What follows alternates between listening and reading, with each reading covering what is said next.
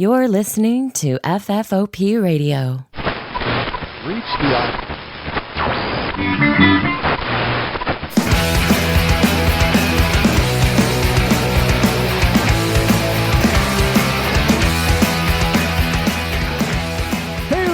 welcome to the show. My name is Dave, and this is Everything Everywhere, another classic episode of this series? Question mark.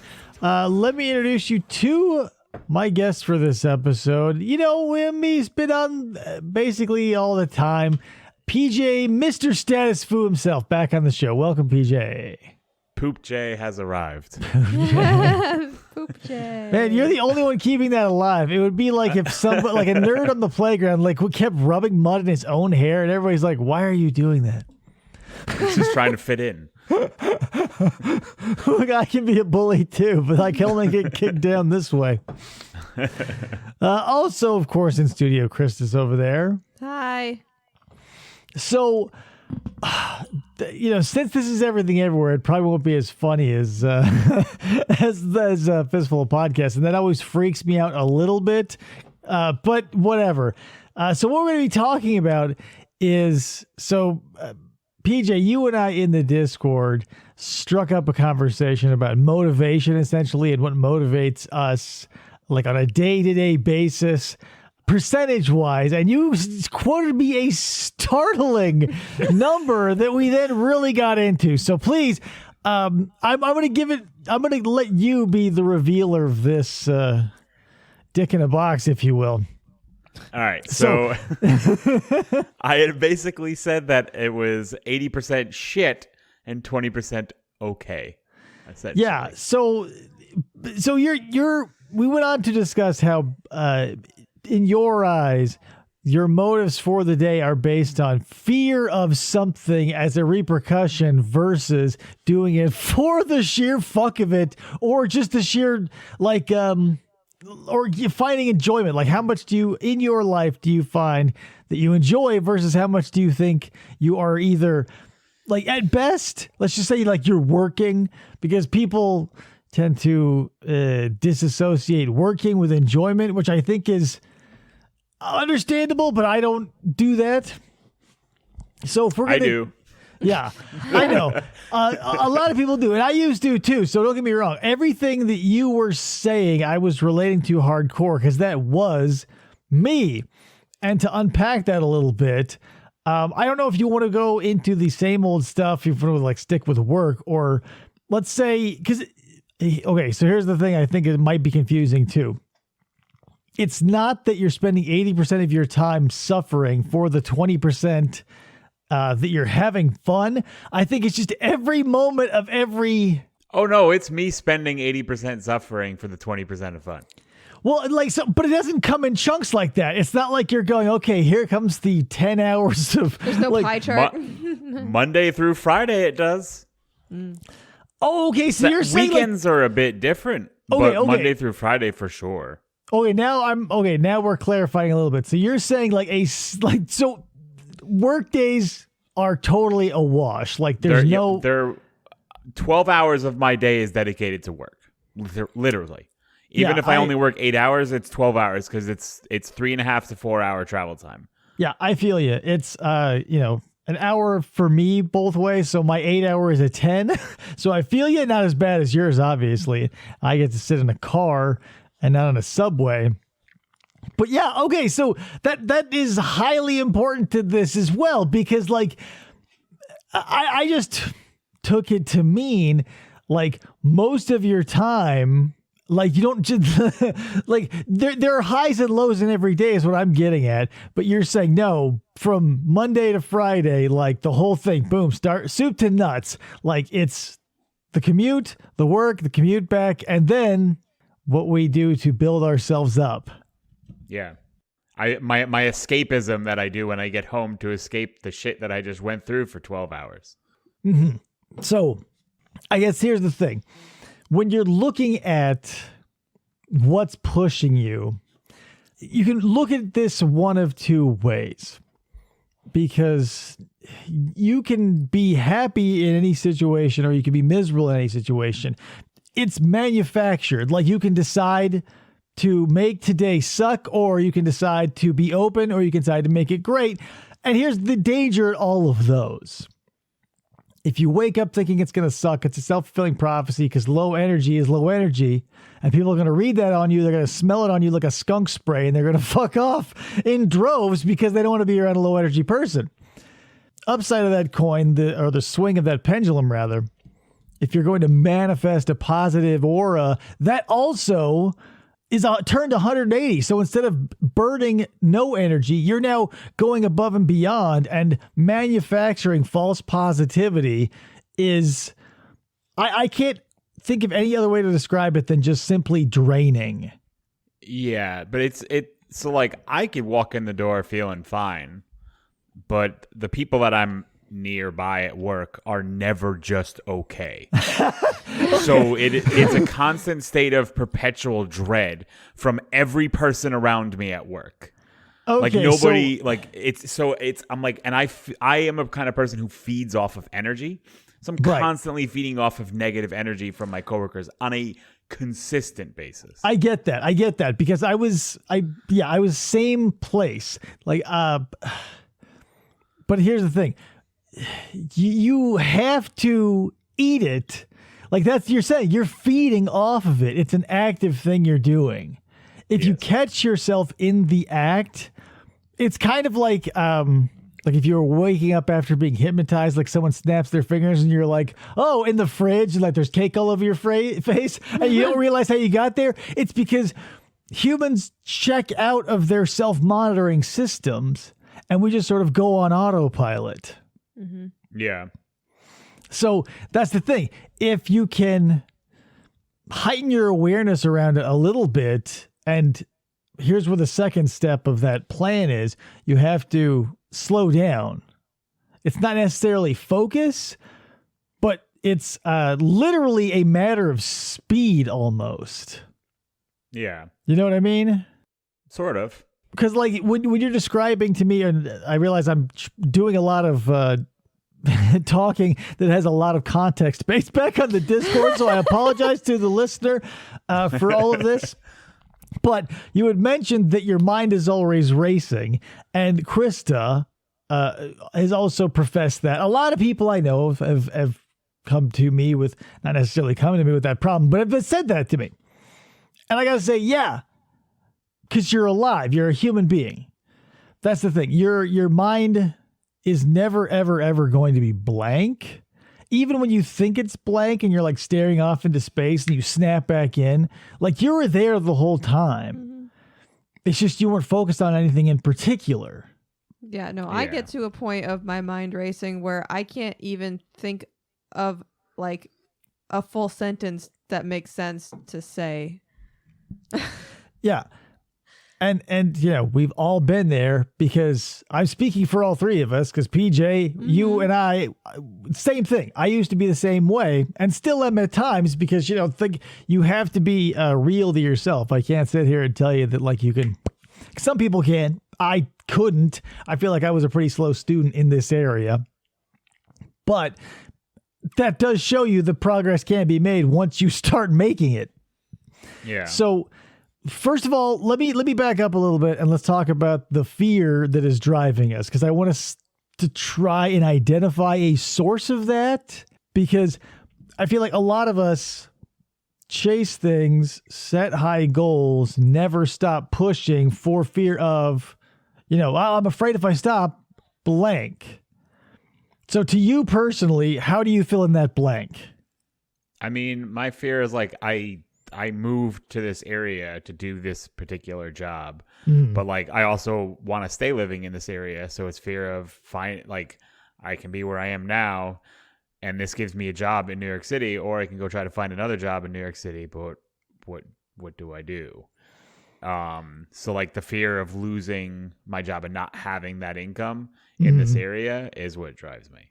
Right. And that's the thing. You have to sort of embrace that, though, because we all sort of live in that web. Like, if I were to lose my job, or if I were to try and change jobs and go into that sea of the unknown, yeah, we'd be in the same situation. But here's the thing that you also have control over, right? You can kickflip the way you live any way you like. And by that, I mean, you can find things to look forward to here's the thing. Lower the stakes. Like, let's say all the people that you work with are dicks, right? That just means they're like, lying. Yeah. And here's the thing. I do that too. I tell myself, like, why don't these dicks get it sometimes? But then I got to back up and I go, hey, we're all human. I don't know their story. Maybe they are dicks. Maybe they're just misinformed. And like 9 times out of 10, when I go out and be like, hey, why are you acting like a dick? They go, oh, it was actually this. And I go, oh yeah, misunderstanding. So there's that too. You can't, there's going to be a lot of wiggle room in all of this. I legitimately think most of the people I work with are dicks just because they're dicks. So. Oh, yeah, but that's the thing. You don't have to eat that. Like, if someone is a dick around you, unless you're legitimately in fear of taking bodily injury from them, but I get it, because an intimidating personality is something that can wreck you if you let it. But you got to keep in mind, it's kind of like they're an NPC. We're all the main characters in our story, and you can make that like sound like a dick thing, which it kind of is to some people if you're a narcissist. But I think beyond that, the people that you choose to keep close care about them. Those beyond that, play with them like they're like not even like real. Like the people I work with, sometimes if I just want to dick with them, I will, because I know there's almost no repercussions. It's fun for everybody. I don't do it out of like a malintent or evil, but you know, it livens things up. And even if they're dicks, sometimes they crack up or whatever. Or then you just... I've literally started doing something at work as of the past 2 weeks where if people come up to talk to me, I literally just shoo them away. Like, I don't even say a word to them. I just look at them and shoo them. And I said, if it's not something that has to do with work, please just go in a different direction. There you go. Sometimes and they think it's hilarious. And I'm like, I'm actually being serious, but you guys can take that as a joke. Yeah. Okay, so here's the thing, PJ. We also are suffering, or we were at least suffering from subspecies of the same issue. I held a lot of my vitriol behind the veil of like sarcastic comedy, which here's the thing. No matter how much sarcasm or comedy or ironic tones you put on anything, I was telling the truth. Like I was saying very hurtful things that I needed people to hear, but guising it as jokes. Yeah. And so and here's the thing, you are not that guy. You're not a sarcastic asshole. You're an overly positive dude. So you've built up that reputation of being like able to take anything, and now you got to cash that check. And it sucks because you've got like on the days, like let's say where everything is at least neutral, it's easy to keep that at least facade of positivity and upbeat and energy going. But you know, if the generators run low, that facade gets weak, my man. So I'm saying phase 2 of this is not always pushing to be ultra positive. I think that's just as bad as being ultra negative, but it's unpopular to say that. If someone's sad, you're supposed to tell them to smile. You're supposed to tell them to be happy. You're supposed to tell them to be at the 180 marker of where they are. Mm-hmm. But a pendulum rests at the bottom where there's the least amount going on. That's where you should be. You're like describing Jedi. Yeah, but here's the thing. George Lucas is a fantastic ripoff, and this shit's been said for thousands of years. Yeah. But I realize, here's the thing. It's metaphorically nice to hear, but then you say, how do I apply that, right? Because you say, I don't know what to do. Now we're back at the time paradox, because you're always pushing. When do you have time to sit and shut the fuck up and think? Or just sit? Because if you're always pushing, you're like, well, your mind is always occupied. When are you making decisions? You're on autopilot. And so, yeah, it feels like your life is passing you by. Because when you overscheduleize your life, you're basically on autopilot. And yeah, you're going to feel like a robot. But here's the thing. A lot of that can't be avoided. Because a lot of us we're all living in a society that have niches to fill. So how do you get around this paradox, right? You basically fuck around when you can. You have fun when you can. Like, I know that you're like that 12-hour period of Monday through Friday, right, is just a gridlock shit fest. I mean, on a bad day, on a neutral day, maybe it's just mildly irritating. I wish I could say on a good day it's okay, but just good days just don't happen. So it's either like okay or bad. Right. So here's the thing.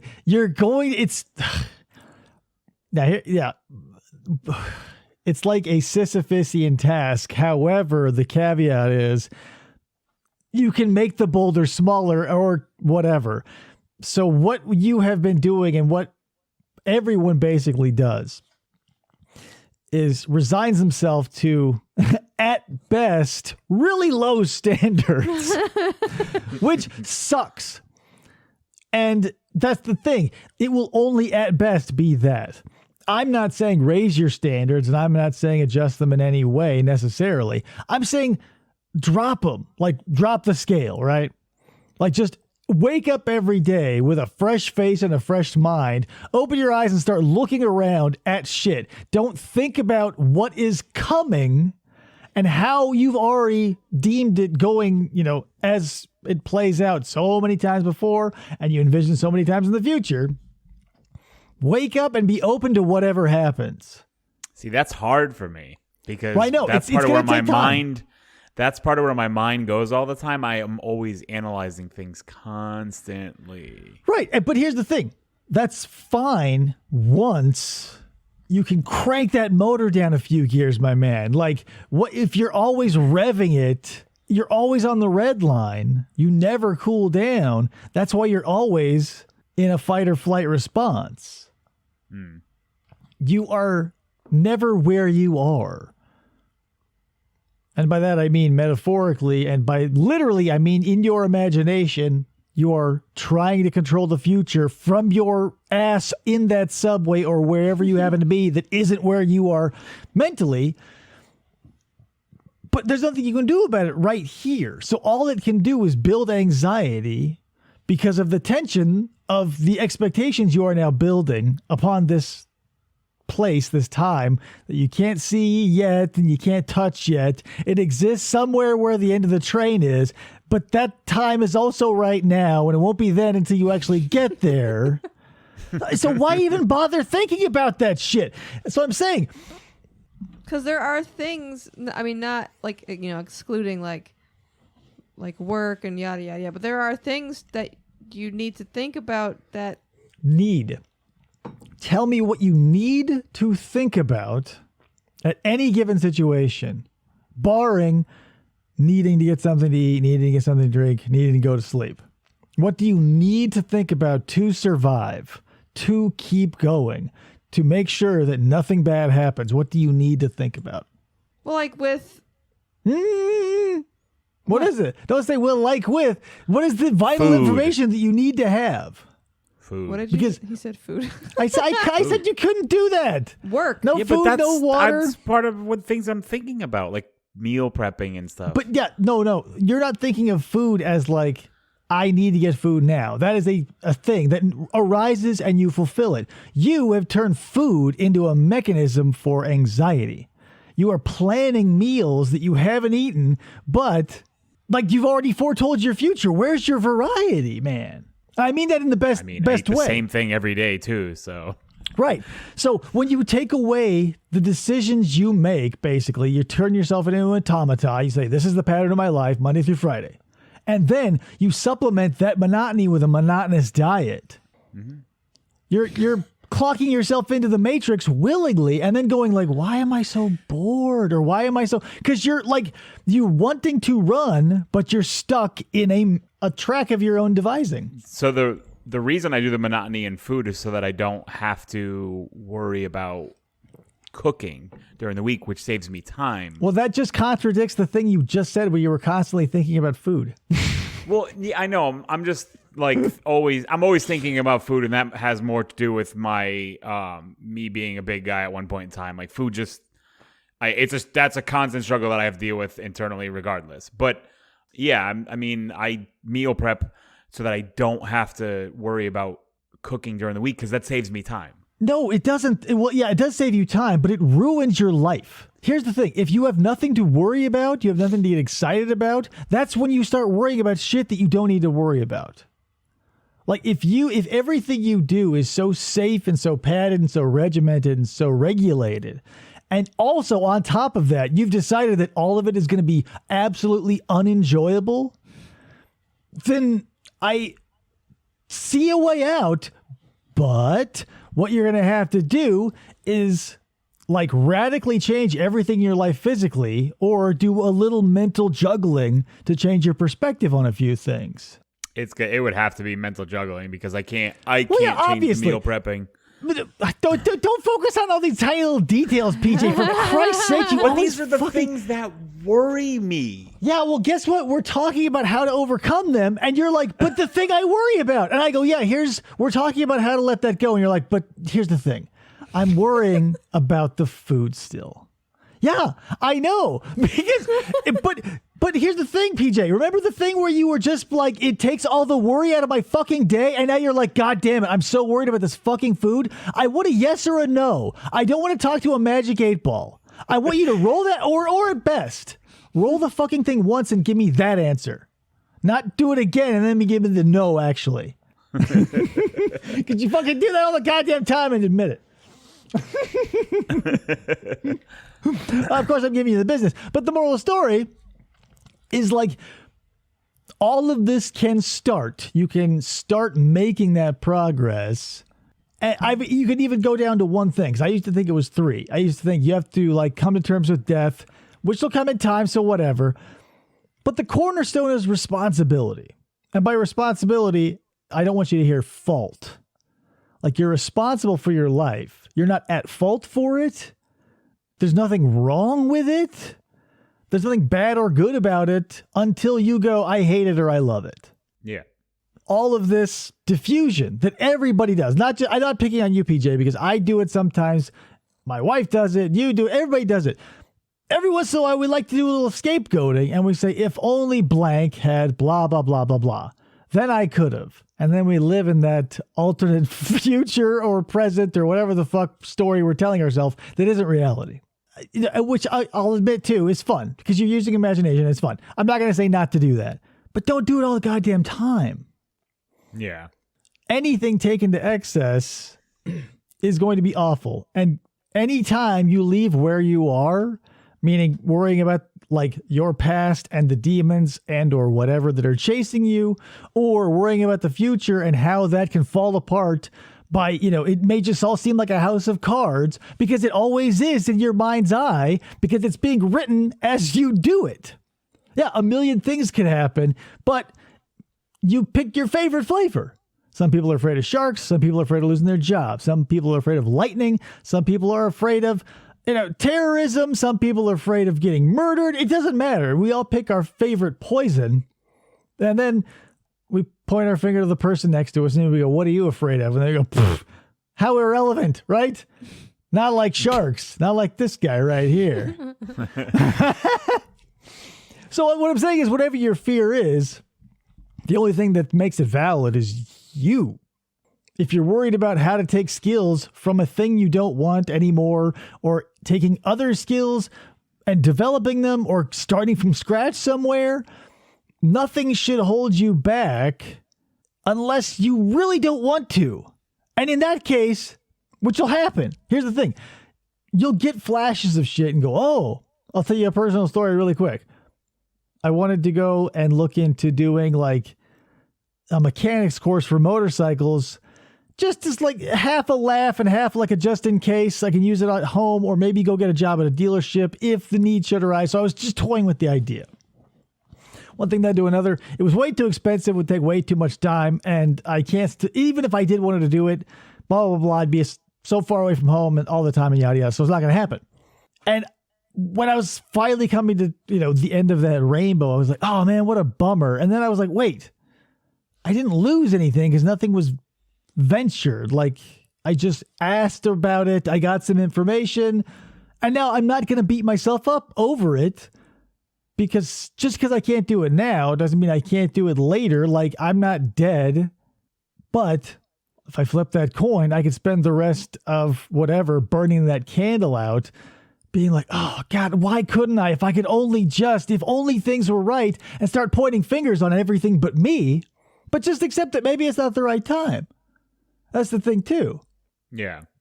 You don't have to strangle life by the throat. Sometimes if you just like hold on loose, it'll whip around and give you something nice. Case in point again, today, I was telling Krista, I was like, oh, well, no show this week. We had no guest. Everything was crazy. We had a bunch of stuff going on. So whatever. And then she says, well, so much for not predicting the future. And I didn't. That was a revisionist future. I said we weren't going to have an episode, and this one fell into my lap because I remained open. Yeah, that's true. If I had said, no, we're not doing it, and also, fuck it, and they salted the earth behind me, then yeah. But if I didn't do that, I just said, oh, bummer, we're not going to have one. But then I remained open, and then this fell into my lap. And it's not necessarily like a classic FFOP episode, but I think it's important. I think it's something worthwhile. And I think that you, PJ, have a unique view on this experience that we all go through. Yeah.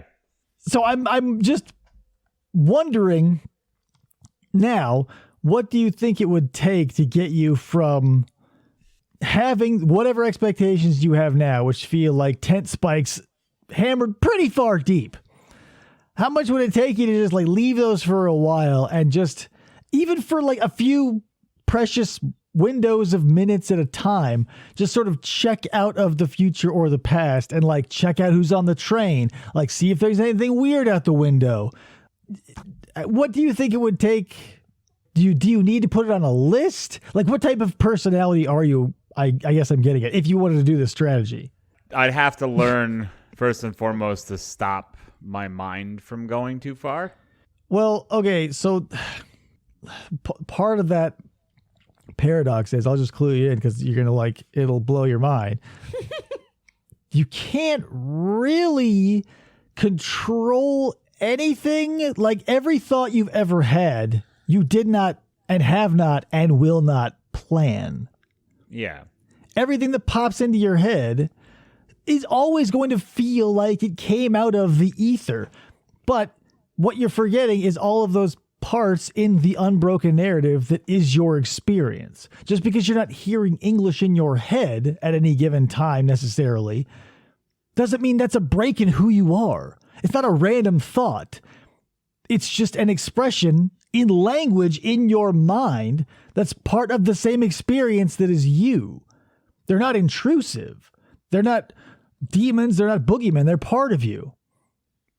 And as that goes, since they are a part of you, you can hyperfixate, turn them into an evil, light them on fire, pour gas on that fire, roll around in the gas, and then wreck the rest of your day.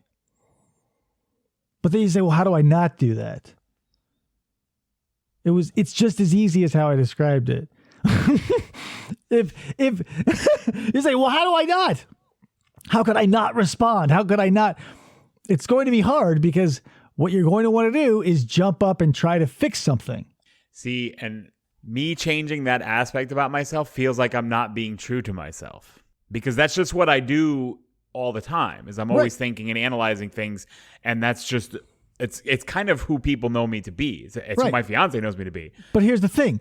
It got you to where 80% of your life is shit. And so do you want to continue that under the guise of it as your personality and your gimmick? Like you're the guy with the crazy hat. You're just the miserable guy 80% of the time. And I'm saying that kind of facetiously because I did have the same experience. You think that the way you are internally is how people are attached to you.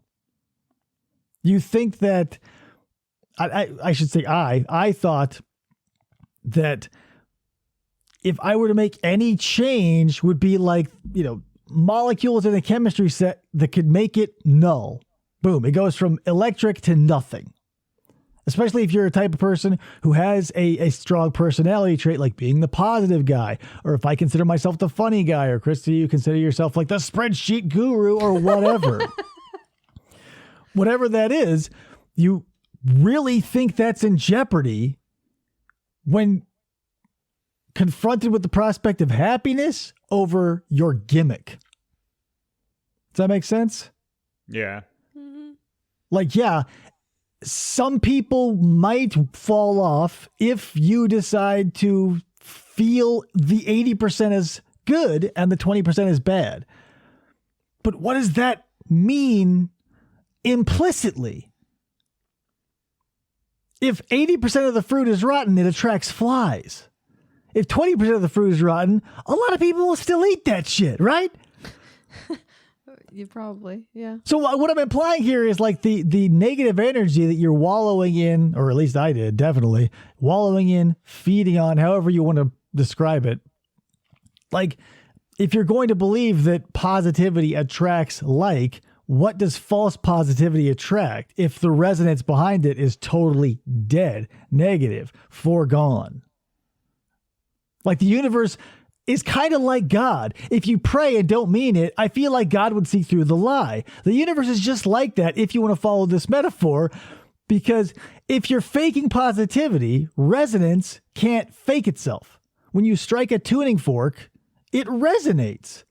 It doesn't try to resonate. It doesn't resonate in a different frequency to impress whoever hit it. Mm-hmm. It rings. And that's the thing. You may be able to fool people with your false resonance because we are complex individuals and creatures, and we have facial expressions and various spectrums of personalities and disorders. So it's going to be difficult. But at the end of the day, you're the one ringing. So do you want to put on a false front as you slowly die inside with like this horribly slow vibration and wonder why you're in a downward spiral when all of your energy is pumped into looking happy? Like, pump that energy that you're putting into looking the part into just being curious about right now.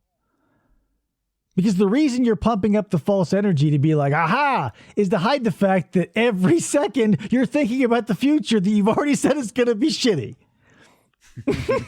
So you're basically bulldozing it. Okay, maybe it's like this. Physically, it feels like you're pushing a big flat piece of cardboard against snow. You're battling a negative situation with this false front of positivity, and you're constantly taking it on because, like you said, you're feeding on it. So somehow it's getting through the veil. Yeah, I might exert positive, but I feed on people's energy around me, which is why in most situations, if I determine there's negative energy around me, I'll remove myself from that energy. I just won't be around it. I'll choose not to be around it because I don't like the way it makes me feel, so I don't want to be near it. But I don't have that option at work. So, yeah, and so that's when you have to realize that what you can do physically is just as easily attainable mentally. But there's no instruction manual. Like, it's easy to be like, hey, here's a negative person on a piece of paper. Here's a representation of you next to them. Here's a video of you walking away, and that's how it's done. To do that internally is a lot more nuanced, but it starts with slowing down. Because all those negative people, what you're doing when you say you're feeding off of it, or at least this was my experience, I shouldn't speak for you, but when you say you're feeding off of it, what you're doing, what it feels like anyway, is like you are a coiled viper and you're in your little pit and people are walking around and you're just waiting for one to get close enough to piss you off because you know so-and-so's habits and this person's going to do this, you know they're going to do this. So you're basically waiting to strike at the first thing. And whether your strikeout is like false positivity or whether it's like me and you're a total ass, it doesn't matter. You're burning that energy because you're on high alert because you know something's going to happen. And since you've told yourself that, you're just waiting for it. So or like a batter in a cage, waiting for a ball to come be shot out of that machine. You're constantly tense. You're just waiting to take hold of the next, But that's all life is. It's all ups and downs. It's all weird. But if you enter in the time factor again, if you slow down and your first instinct isn't to react, your first instinct isn't to find the insult, to look for the whatever, you take it and you break it down. It starts to get interesting, and then it's funny because when people do shitty things to you, instead of reacting with, your first like, whatever your knee-jerk reaction is, and you give it like a solid 3 count, no more than that. Boom, 1, 2, 3, just in your head, and then you repeat back their actions to them. They really sound like an asshat. Because people are angry and they snap. And here's the thing. They're looking for you to snap back or to have a quick comeback. They're not looking, or they're not expecting, rather, a slow, well thought out response. They're looking to lash out. It's not a logical reaction. They're just being a dickhead because they're carrying around hostility for whatever reason. But if we're just blindly striking at each other with our tactics and no one's stopping just for that 3 seconds to sort of break down what's happening, then it sucks. Because we're all like those boxing robots going through life waiting for someone to knock our block off. And then, shit goes loose. It's hard to not immediately react to something. Yeah, you're telling me. I am the person who will literally immediately reacts with quick quips all the time. Yeah, well, here's the thing.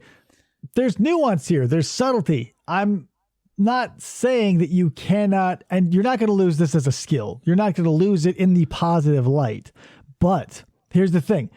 It benefits you positively, both funny and angry.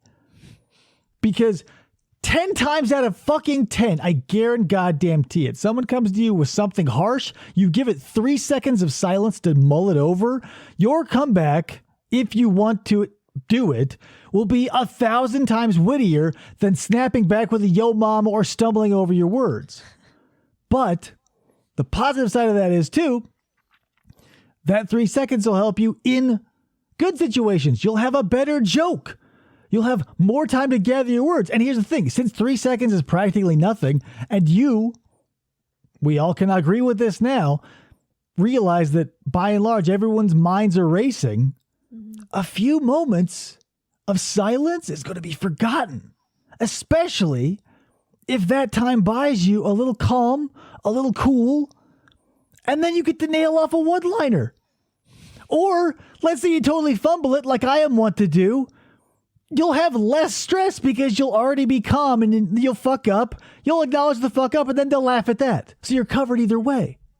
And I know it's hard because people prize quickness over quality. But here's the thing. Striking too quick and saying something stupid loses you credibility by the bucket load. But being quiet for just a minute, composing yourself, not being shakeable for at least a little while, oceans of credibility. If I, at work, at home, wherever I go now, anytime somebody says something to me, I shut up for 3 seconds. Unless, we're doing something like this and it's a show and I'm interrupting people. But if it's, something I need to do to manipulate the world around me as a human being like we're all doing, give it a little time. And 9 times out of 10, I end up nodding because more than half the shit I say is stupid. That's why I don't say it. So I just go, yep, pow. And those are wins too, because you recognize in yourself the ability to self-censor, and you're not constantly being the guy who's like, hey, PJ, where's the funny quip? You've built up the positive statement or the whatever, because you built up that wall, and now they're like, well, it needs more bricks. No one will ever want you to stop. Because people like novelty. And you and I, we know everybody's got a novelty. And, that's why that's how we set ourselves apart.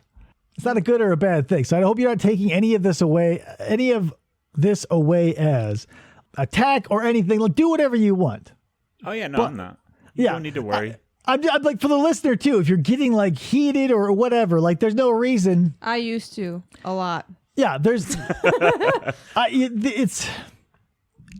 because you say, the knee-jerk reaction is to say, but my problems are super legitimate. Like, this is real. You don't understand. Like, feel-good philosophy is great for someone else who's already got perfect circumstances. But that's not who this shit is made for. Like, this is like refusing to take your medicine because you're sick. Like, refusing to, and by that, I'm not saying philosophy. I'm like listening to yourself. Giving yourself time, letting yourself breathe, losing some of those standards that were set there by question mark. If you look at your doing, like conditioning. If you're conditioned to think that, yeah, that's why you have conversations like this, to break the conditioning. When you start to feel the tug of wanting to break out of your conditioning, these are the questions you have to ask. These are the conversations you have to have. Mm-hmm. They start here.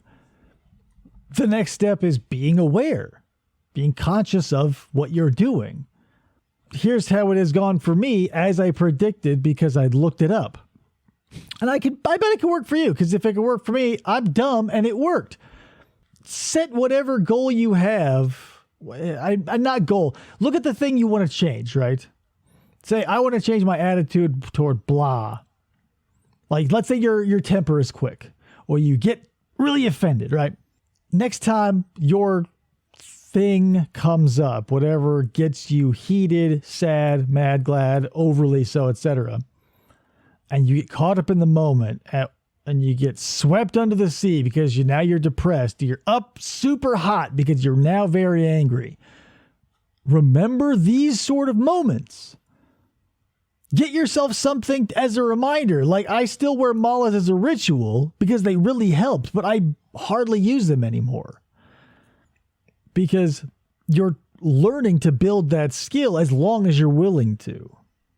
But you have to be ready to catch yourself in the act, because you won't know. You'll be carried away. We'll check out of self-analysis, by and large, a lot of the day. And you get sucked back into that routine. And you'll be off and on your game. Your literal game now, like it's like Pong. You're on the fence. You're looking for those weaknesses in your boundaries. Mm-hmm. And if the ball gets passed, don't beat yourself up over it. You're not dead. It'll happen again, probably. You've got another opportunity. If you want to blow off some steam and be like, God damn it, I missed this one. At least you're calling attention to the fact that you're now catching it. Other than waiting until it's all played out, and then the anger subsides into depression, or the depression subsides into yada, yada, and yah. Know that you got it, and you're moving the goal closer.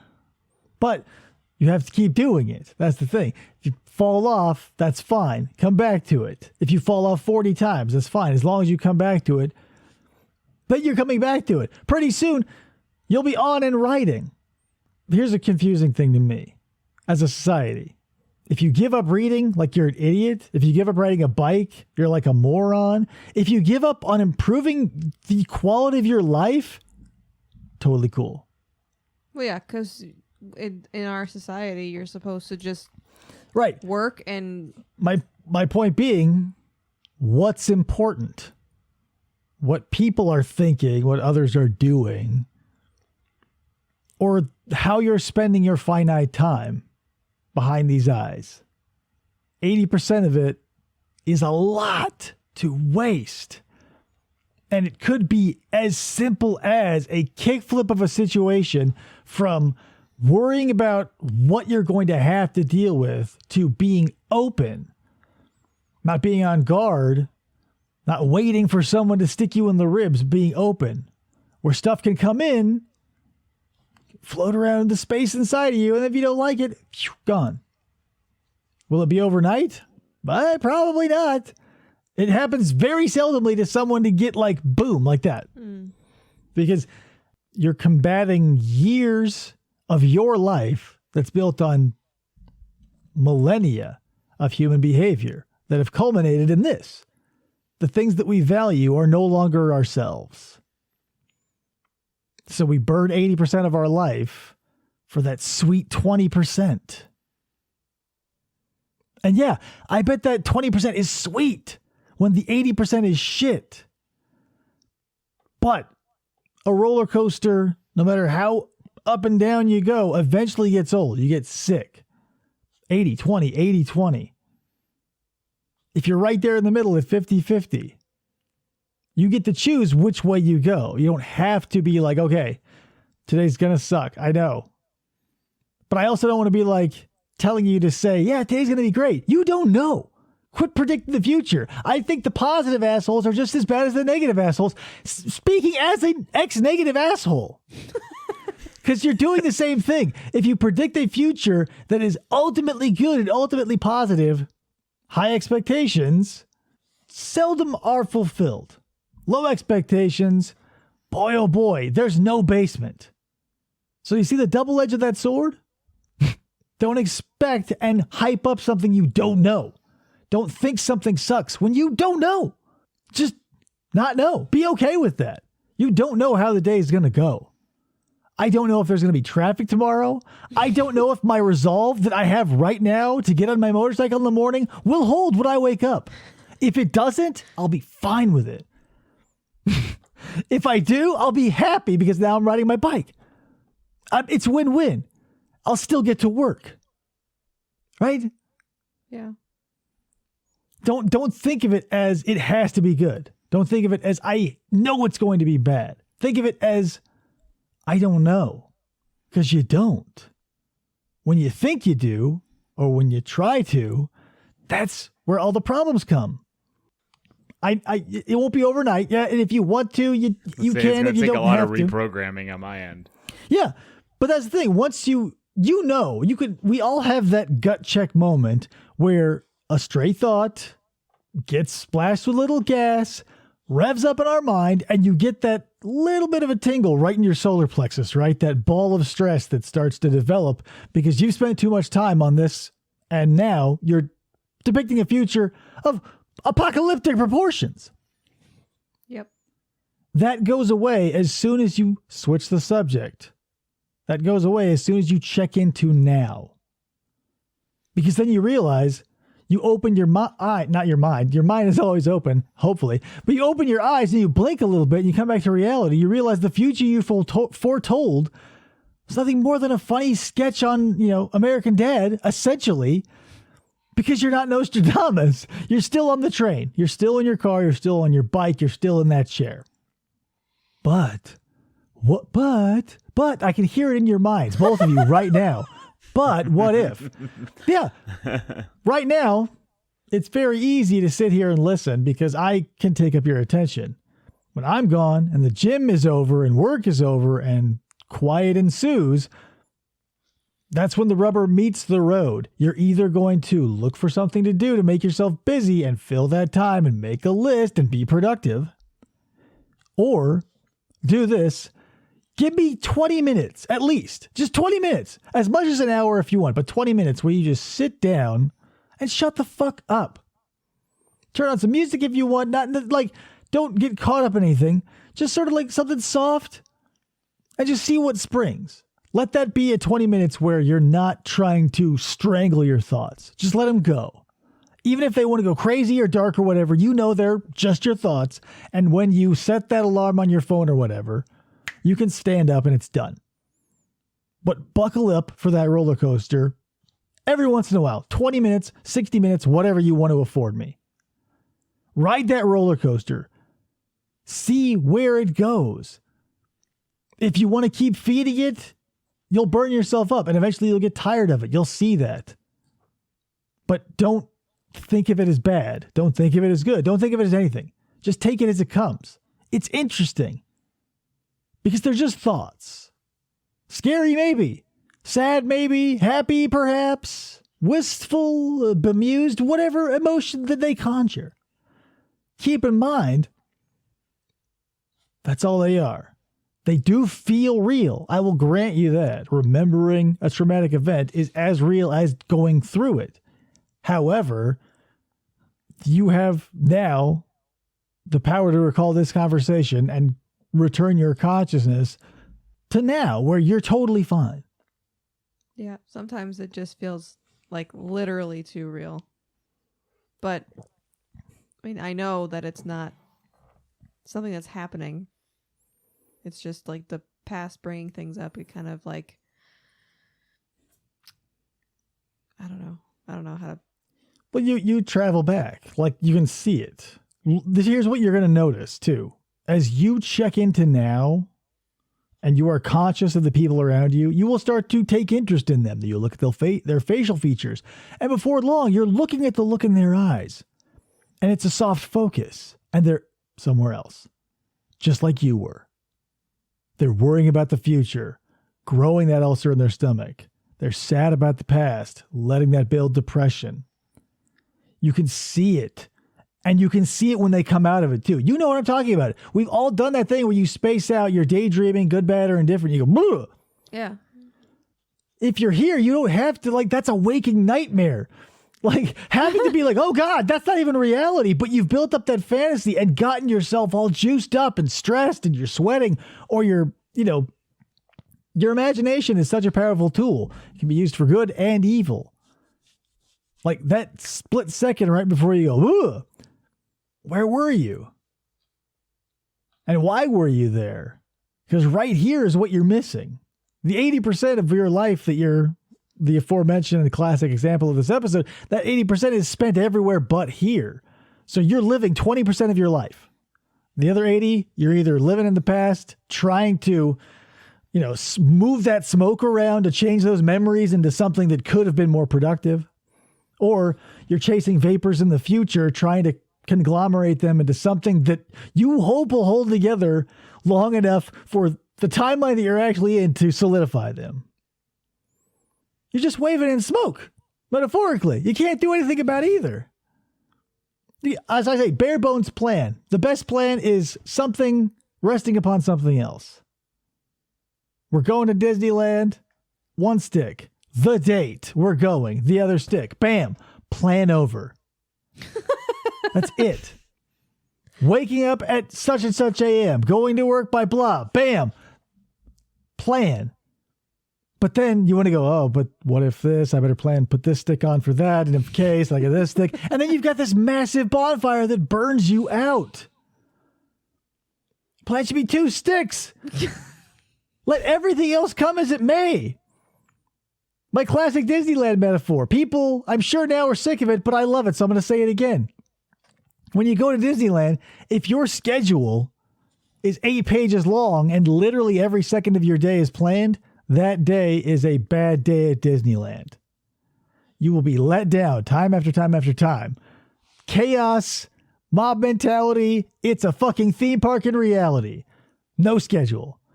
The family that shows up, they'll go to Disneyland, here's the day. And they take it as it is. There's no expectations to let down. You take what is offered. You don't hope for and then are disappointed by. Like when you go to a buffet, you don't go there and go, oh, I wish they had meh. No, there's so much there. You go, oh, there's so much to choose from. Great, I'm happy. Yeah, that's true. That's why you What go if to it a all buffet. sucks, Dave? What if 80% of the food is rotten? Right, well then you stop going to that buffet. You go somewhere else. Or here's the thing, that in this scenario, technically the food, your life is not rotten. You're just choosing to view it through that lens because of XYZ, all of these external forces that you're saying, these are them. But they all converge on a single nexus. I'm not saying it'll be easy. I can't speak for anyone's life. But if you want to make that change, these are your 2 options. You got to grow the biggest pair of balls in the world to completely change everything about your physical surroundings, like if it's for the new job or whatever, and make drastic physical change. Or make these incremental but gathering mental and or metaphysical adjustments and risk the fears that might arise about the things you may or may not lose if you think about the future. You can only shake rotten fruit from a tree. So if you're getting better, legitimately positive, not false positive, like coronavirus. No, not like a false, insincere positive, but a legitimate resonance of confidence. I'm not even going to say positivity because, again, that's a ringing of energy. But just an openness, not a resonance. You're not trying to fight. You're not trying to match. You're just open. You're no longer doing battle. When you're worried about the people at work or worried about the people at school or wherever you go, when you prepare for battle, that's what you get. If you can move around stuff, if you're like a runner going through trees, you move through them. You don't run into each tree because you don't set out to run into each tree. You say, I'm going to run through these trees. And you do. That's how life is. When you wake up, you say, I'm going to run through these trees. But if you wake up and say, today, I got to put on my sword, my shield, I'm trudging through this shit day after day with these fucking assholes. I got to raise my armor and jab back when I can. Yeah, you're going to feel exhausted because you're constantly on the defensive. But if you treat them as NPCs to have fun with sometimes and trees just to flow around as a runner others, they can't really do much. Because after you clock out, you get to leave and they get to go back to their home. And you don't have to keep calling them to mind like you're a wicked sorcerer bringing up little goblins in your head of the memories of wherever, work, school, fill in the blank. But you have to catch yourself. And then follow that up with a strong dose of not being angry at yourself for slipping. That's hard. Or, and if that's going to be, that's the thing, wherever you are, that's where you have to start. You say, well, I still get angry. Well, start there. You can't start ahead of where you are. Like when I started, I didn't just go like, as I was about to lash out at someone angrily at work or whatever I was going to do. It wasn't like I caught it immediately beforehand. No, it was boom, boom, boom, boom, boom. It just got a shorter and shorter lifespan where it would run its full thing and I wouldn't catch it until the end and I would go, miss that one. Next time around, I'll try harder to look out for it. Because if you're not looking, you're not finding. It's like, here's the thing. If someone tells you, have you ever thought about number blank? You're going to see that number everywhere. If they go, hey, do you know how often this shape appears in society? You're going to see that shape everywhere. It's already everywhere. You've just been made aware and now you're looking. This conversation is making you aware. You can now start looking for those opportunities. And before you dig that hole, because seriously, I can identify with you, PJ, because if you're at a job you don't like and the commute is long, that is a big pot of stew all the way up into the place where you're already not wanting to go. So I get how your bones are soaked in the marrow of this is going to suck already. I'm also on a subway with a lot of shitty people. Right. On my way up to a place and I'm like, this place is just shit. Right. So you feel like you're just pushing through and it feels like a physical manifestation. You're always tired, I bet, after work, right? Pretty much, yeah. Like any job you do, if that's your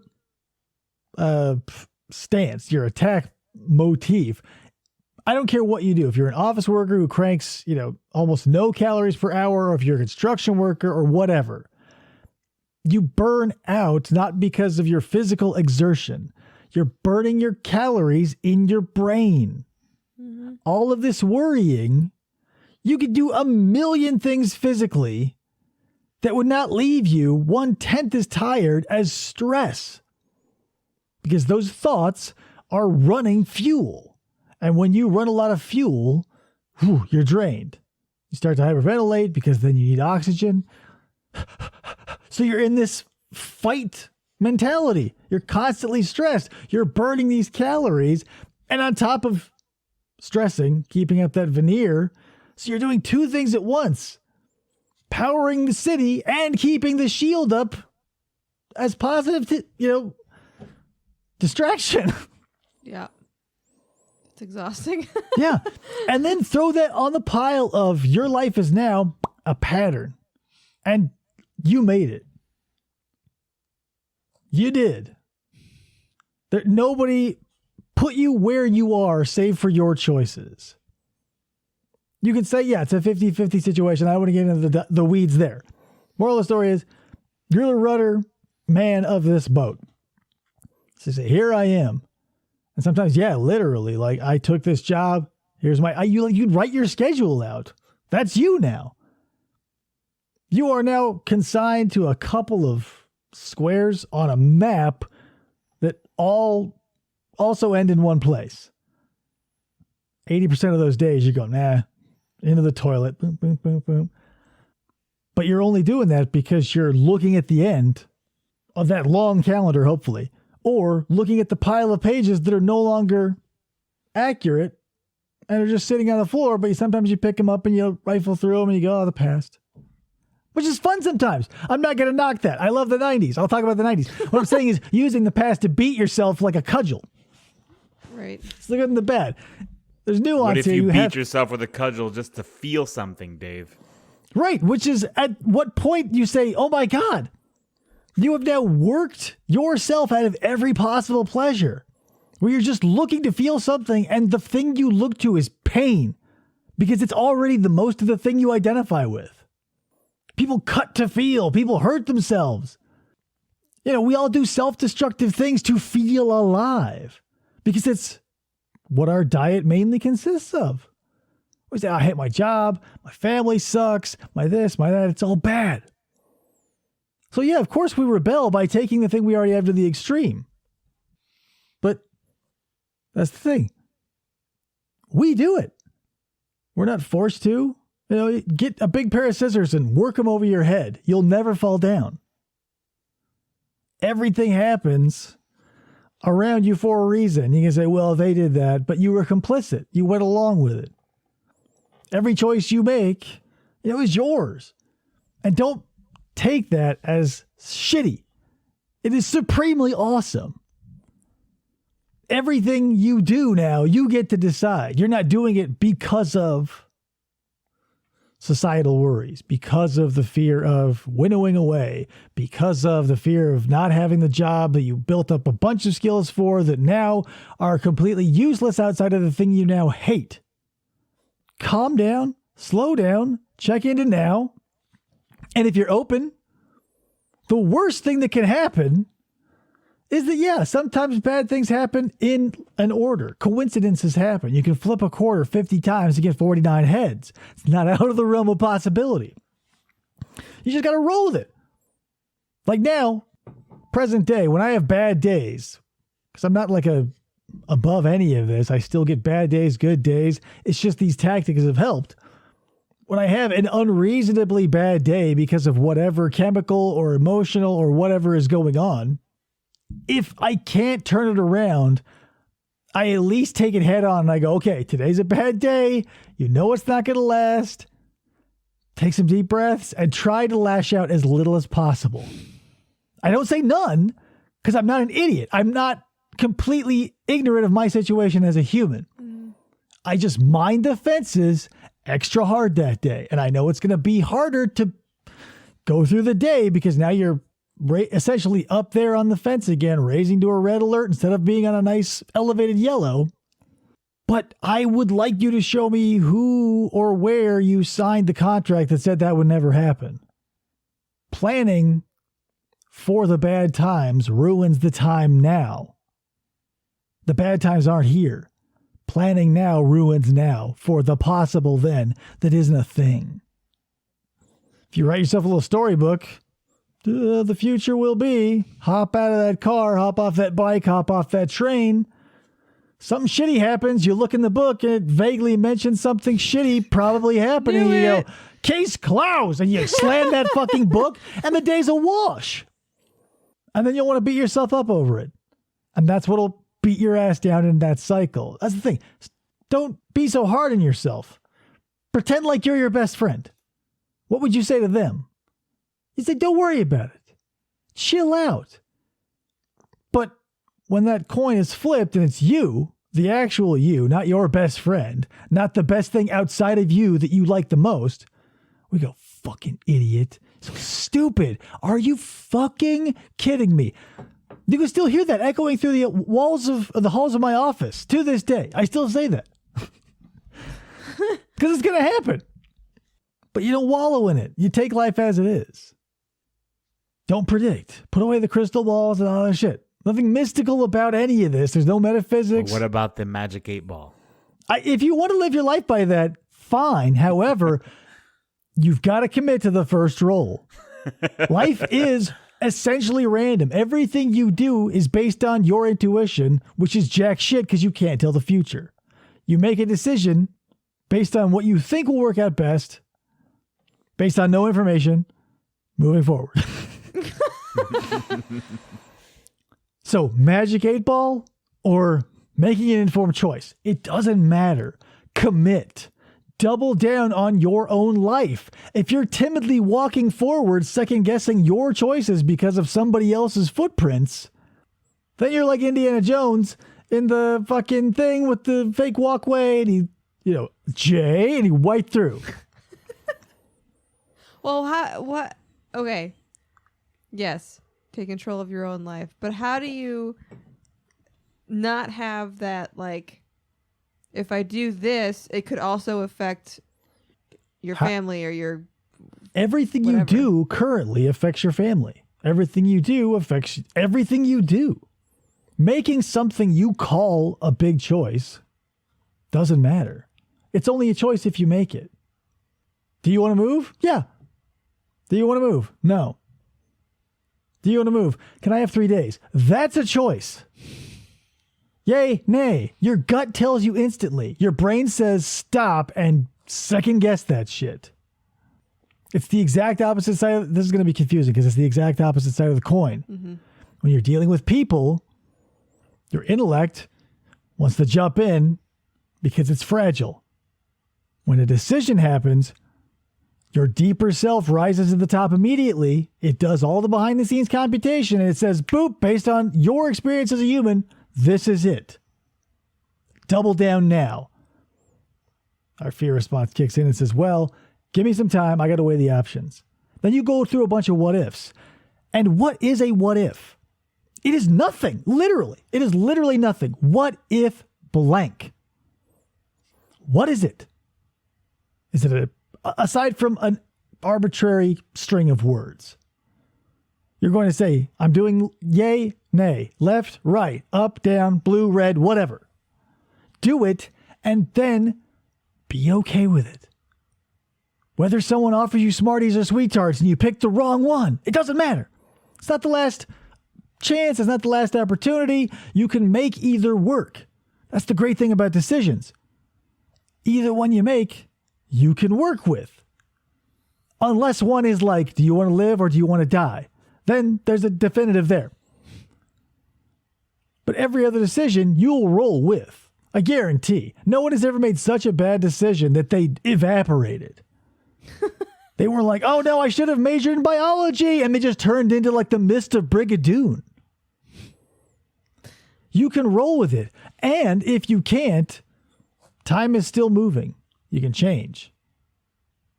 Do something else. How many stories of people do we have to hear as a species of these late life changes? Rodney Dangerfield was 40 when this happened. So-and-so was 50 when this happened. Yada, yada, yada.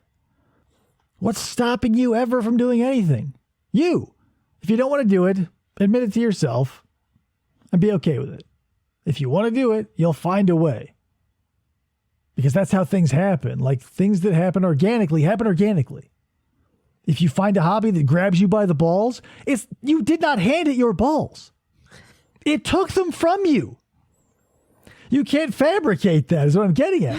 If something you say, oh, I want to be, so many people in the medical industry say, I'm going to be a nurse for the money.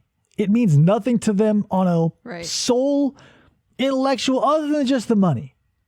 And they suck at it. And you can tell, right. So don't think of trying to find something and then backloading happiness. But if you're in that situation, good news. You can do that too.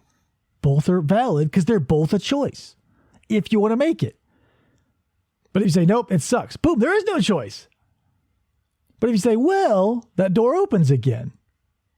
And I'm going to say this because it was hard as hell for me. It will feel like you're trying to pry open those doors that keep King Kong in his part of the island, and you're doing that alone. I can't say that it won't feel like that. But the good news is, much like doing curls at the gym, PJ, or learning how to do shit on Microsoft Excel, you gain knowledge. It doesn't all pop in at once. You come back, you try again. You fail, you come back, you try some WD-40, you try a different tactic. Maybe it's not all brains, maybe it's some brawn, maybe it's all brawn, maybe it's a little bit of this, maybe you ask for some help. That's the thing. There's no prescription for life. Unless you write it yourself. You wake up in the morning, you say, to PJ or to Krista, one shitty day from 8 to 8. Click. And you go, fuck, now I got to cash this. Well, you wrote it. And I say that being the person who wrote so many for myself, but refused to buy that. I refused to take responsibility for how I was and felt and thought. As I know. Too many dicks, too many assholes. I just can't with these people. Because when it's their fault, of course, it'll always be their fault. You can change how you react to them if you choose to react after that 3-second pause. Or you can say, well, they got me again. Like, what are you, a target? Like you're a little duck with a thing painted on its side, just running around waiting for that dart? No, you're the person with the gun if you so choose, or maybe you're at the tilt-a-wheel or whatever. Life is a game. Everything you do has the potential for you to enjoy it. There's always going to be that but. And I've got to voice it for you because I can hear it from everybody, even if they don't say it. It's always a but. And that'll be you. If you go but, all right, done. Come back to it later if you want to, but don't give me a but and then because the things you don't find value in, you go, no thanks, and that. But if something nags, you come back. So there's two sides of that coin too. It's up to you guys. Yeah, I just wanted to discuss that because there are so many people in my life dealing with that, and it's because we're pushing too hard because we feel like these imaginary forces and the future and the past and all these things, and they're just bearing down on us. But if you take a breath and you look around, are they? Let's be real. Like, we get to experience luxury beyond the wildest dreams of people as little as 50 years ago. But we build these prisons for ourselves because instead of treating ourselves like our aforementioned best friends, we treat ourselves like our worst enemies and write our tickets to hell. We write our prescriptions for poison. We cope with the situations we manifest with chemicals. And we wonder why we have this downward spiral. But you got to look at it. If you look at it, you're the one behind the rudder. And it'll be hard. Everything everybody does is always hard because, and even for me, to still a degree here, suffering equals worth. When you put in hard work, you get something good. But those don't mean the same thing. Hard work and suffering don't mean the same thing. If you enjoy work, your pleasure at the end is doubled. If you don't enjoy work, you go, well, at least I got this thing out of it. So it goes from good to double down good. Yeah. And for what? Just a gradual change. If someone said, I want to get, like PJ, you did this physically.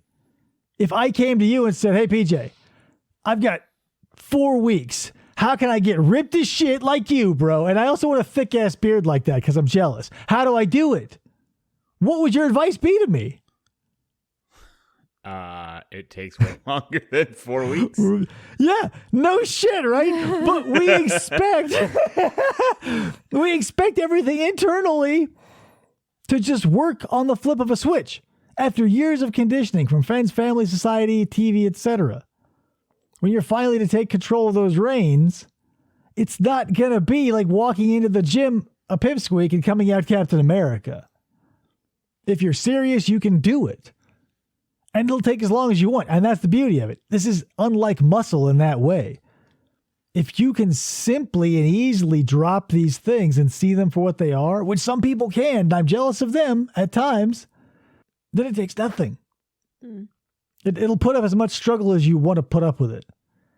It's like think of it this way. Metaphorically, if your goal is getting through this tunnel, but blocking the tunnel is this giant bear, and you have to do battle with it. Except here's the thing. The bear's a stuffed bear, and you're basically wrestling with it for the fuck of it because you can walk around at any time. It's just how much effort you want to put into that bear before you feel justifies owning up and going through. You're not going to get hurt. You can put up as much of a struggle as you want, fight your demons, and that you strangle that big fuzzy bear. No matter how much damage you deal to that thing, it's moot. You can walk around it as fast as you want. But don't take that to mean that people who are up there longer are dumber or less than or worse. It's just for you. Punching stuff is fun. You can get carried away in it. Reliving it can be cathartic. But just because someone wants to spend a couple extra rounds on the merry-go-round, whatever. We all see what we're doing. We go, oh, that was fun. All right. And you shake the feathers off and the styrofoam pellets that have come out after you're ripping at it with your teeth. And then you go around, you feel better. You feel good. You don't feel like you wasted time because you needed to do it all. So just accept the suffering that you have done up to this point as whatever penance you feel like you needed to do for whatever sins you've committed. And just say from now on, when that happens, I'm going to start turning the tide. And if you want to do it, it'll work. That's why people lift weights, because you can see how it happens. That's why people do drugs. There's an effect because you're doing something. Yeah. The stimulus is there long enough, addiction sets in, muscle grows, mental pathways change, thought patterns evolve. And you can do it. It's easy to start, easy to get disillusioned, hard to start, hard to fall off of, easy to fall off of. Pick your poison. It's all up to you. The ride is yours, and that's the good part. It's not the destination. That's what that bullshit means. The destination is nice too. But you don't want to spend the whole 8 hours to Disneyland being like, shit, look out the window, make some games. Like, your time is not valueless. Pump as much of it into you want. And with that, I guess I'm pretty much done, PJ. I thank you for coming on the show and let me talk to you. I hope that, I was able to share some, even if it sounds stupid, I wanted to come across as sensible. I don't want you to think that you can pop into it. I don't want you to be ultra positive. I don't want anyone thinking that they can swing hard for the fences and keep it up. That's why motors have red lines. They have an idle and they have a red line. The red line's there for when you want to go fast, but you do not live at the fucking red. So chill out the rest of the time and know when to rev. So 20 minutes a day, maybe, up to 60 or as much as you want or as little as you want. I'm not your dad. But if you start doing these things, even if you do them half-heartedly, the ritual will take hold. That's the thing. Like, learning something is learning something. Doing something, building muscle, it's going to take time. This is no different. We need to stop bullshitting ourselves that we can just be like, hey, pop out of that shit. But we can't disagree with that either, because some people can. Just don't devalue yourself if it's taking longer than you think it should. Because I'm going to ask you, to whom are you holding up your measuring tape? Who else? What other PJ are you saying, well, he did it this fast? There is no other PJ. What other Krista is setting these records that you're so eager to beat? Nowhere. That's not. You're competing with a ghost. Spooky. Ghost runs are for video games, not for real life. Especially if you're going to run out your engine. We're all finite things. Pushing. Your machine is drying you out. You know why old people's cars last for fucking ever? Because they accelerate slow and they decelerate slow. And they don't spend a lot of time in the red, but they don't spend a lot of time at the idle either. They're at a sweet 45. Yeah, and here's the thing. You say, well, that's boring. Not really. People who always live at a 9 looks like a 5 now because you're used to it. And if that 9 is a stressful 9, not a fun 9, it is a stressed, jerked, sweaty, confused, anxious 9, then when things get bad, where do they go? Because 9s are normal. Think about it. If you want to. If you don't, that's fine. Or you can do the knickknacks and stuff, like burn candles, do incense, something to bring you into now. If you need something physical, like a smell or a sight or a sound or whatever, do it. I'm all for whatever, as long as you don't turn into a religion or go crazy, and it's a means to an end. Whatever you need to remind yourself that there is no place other than right here. Watching a candle. If you're paranoid about burning down your house, putting a candle in front of you and watching that will at least keep you focused right here, right now on that candle, which is a lot less stressful than turning your back on the candle and envisioning your house burning down. It's true. Correct. You get to focus, you calm down, and when you're doing one thing right now, and you realize that you're safe, you're home. PJ, do you want to recommend anything to our listeners? Do you have anything coming up, like any streams or anything? I'm gonna recommend something that you're probably gonna like the recommendation. I hope. I have almost finished the audiobook of Relic, and I highly recommend it. Oh man. Yeah. Oh boy, it's so good. I have like 2 hours left, so I'm almost there. Not to spoil anything, but the interplay between like DaGosta and Pendergast, and like with Margot in that, all of the Pendergast books in New York with the core characters are so awesome. And they just released the 24th in the series, Bloodless, and it is getting ripped to shreds, and I'm so sad. But I mean, 24 books. A story is good when it ends, guys. Let's quit like wringing the necks of Lincoln and Child, for Christ's sake. They've been doing this for fucking 30 years now. Pendergast, look, 30 years of real time, but like roughly 6 years of story time. Yeah. But still, up until now, even with Cold Moon, the newest character, it's been a great series. So I'm glad you're recommending that. I'm probably going to read it again because it was good. Krista, you want to recommend anything? I can't think of anything offhand. I mean, you don't have to. There's no rules. Life's a game. You can just say past or present or whatever. Pass. Present. All right, guys. Thanks for tuning in. If you did for this episode of Everything Everywhere, PJ, thanks for stopping by and sparking this, Of course. this whole journey. Of course. And, guys, we'll catch you on the next episode of whatever show comes out of this network, whenever that happens. Catch you then.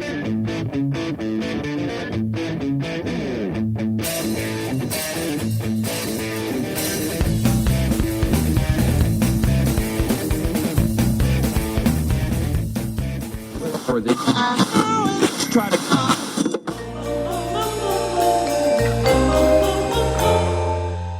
Fistful of Podcasts Radio.